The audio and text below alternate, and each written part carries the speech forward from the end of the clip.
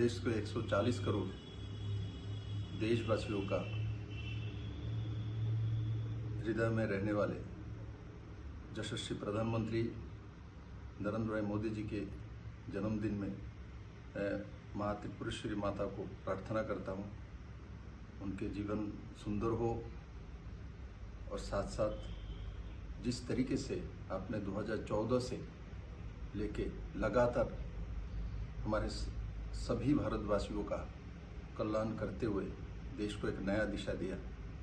उस दिशा को बरकरार रखने के लिए आप अच्छे रहिए, सुस्त रहिए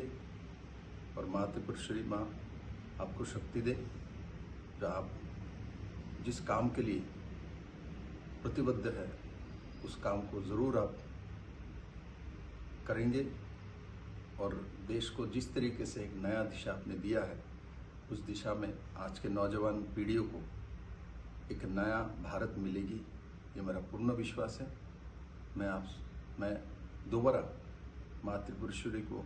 प्रार्थना करता हूँ आपको दीर्घायु दे और आपको सुस्त रखे।